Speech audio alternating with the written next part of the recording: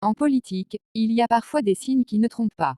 Les petits changements de look en font partie. Arborant une petite barbe poivre et sel depuis la fin du mois d'août, Olivier Faure apparaîtrait presque comme un homme nouveau en cette rentrée politique, marquée par une crise qui met tous les partis politiques, dont le sien, en alerte.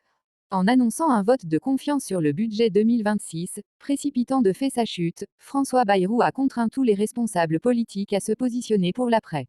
Alors que le Rassemblement national mise sur une dissolution ultra rapide, et que la France insoumise plaide pour un départ anticipé du chef de l'État, le Parti socialiste préfère se poser en alternative, en proposant ses propres pistes budgétaires, largement inspirées du programme du nouveau Front populaire, notamment concernant la taxe Zuckman. Comment le catastrophisme de François Bayrou sur le budget vire à l'outrance. Dans ce marasme politique, où le spectre de l'instabilité n'en finit plus de planer, Olivier Faure a sauté le pas, assumant de jouer les premiers rôles avec sa candidature pour Matignon. Se disant prêt à prendre la suite de François Bayrou pour faire passer un budget avant la fin de l'année, le patron du PS offre une porte de sortie à Emmanuel Macron.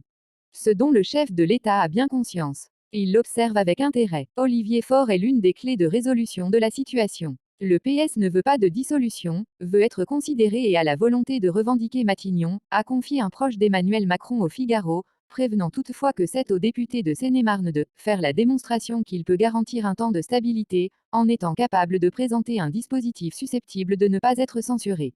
Côté socialiste, on assure que l'engagement à ne pas recourir à l'article 49.3 sur le budget permettra nécessairement l'émergence de compromis.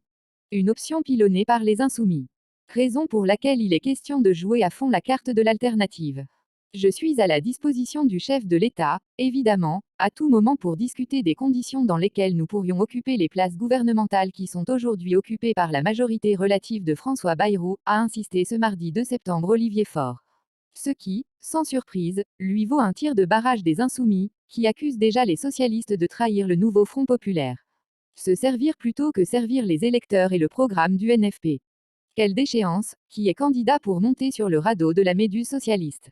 A flingué député LFI Paul Vannier, sur X. La veille sur France 2, c'est la présidente du groupe insoumis à l'Assemblée nationale, Mathilde Panot, qui faisait savoir que ses troupes ne soutiendraient pas un Premier ministre issu du PS, sans de sérieuses garanties d'un programme de rupture. Il donne la consigne de répondre oui à tout socialiste qui serait sollicité pour le poste de Premier ministre. Tondelier et Roussel suivent. Quel incroyable retournement de veste, a de son côté dénoncé Jean-Luc Mélenchon, profitant de l'occasion pour mettre la pression sur les autres composantes du NFP qui pourraient être tentées d'appuyer l'hypothèse fort pour un retour de la gauche au gouvernement, même imparfait. Un chemin existe. L'ex-LFI Alexis Corbière, désormais député siégeant avec les écologistes et que se définit comme un unitaire par réalisme, explique au HuffPost ne pas comprendre la pudeur de son ancien parti quant au scénario Olivier Faure. Toute personne issue du NFP qui serait nommée à Matignon, je prends. Il y va y avoir une vacance du pouvoir et il faudrait que l'on reste les bras ballants. C'est au contraire le moment de montrer que le NFP est une force qui ne se défile pas, et qui est là pour améliorer la vie des gens, explique l'élu de Seine-Saint-Denis, avant de lister les points de convergence entre les différentes composantes de la gauche unie, à commencer par la taxe Zuckman, défendue autant par les insoumis, les Verts ou les socialistes. Selon lui, un gouvernement confié au Parti socialiste ne serait donc pas forcément promis à la censure. Un chemin existe, mais à la condition que tous les partenaires soient unis derrière. J'invite tout le monde à faire attention, car en cas d'échec et de dissolution, c'est potentiellement l'extrême droite qui s'installera au gouvernement, alerte encore Alexis Corbière, qui rappelle que la rentrée sociale, avec le 10 septembre puis l'intersyndicale la semaine suivante, peut conduire le bloc central à revoir ses lignes rouges en termes de fiscalité et d'efforts budgétaires.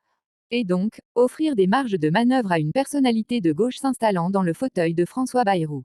De là à penser qu'Olivier Faure peut être l'homme de la situation, il n'y a qu'un pas, que le député PS Arthur Delaporte assume, évidemment, de franchir. Ça fait partie des pistes sérieuses, y compris dans la tête de macronistes de premier plan, assure au HuffPost l'élu du Calvados, qui estime que la crédibilité de cette hypothèse réside dans le fait que le chef des socialistes gouvernerait, en ayant conscience d'être minoritaire, à l'inverse de Barnier ou Bayrou qui faisait comme s'il était majoritaire à l'Assemblée. C'est sur la base d'une proposition de gauche, à laquelle seraient associés les écologistes et les communistes, que les discussions se feraient avec le bloc central pour aboutir à un budget de compromis. Mais pour que cela fonctionne, il faudrait un soutien sans participation des insoumis, ou du moins leur neutralité, imagine encore Arthur Delaporte.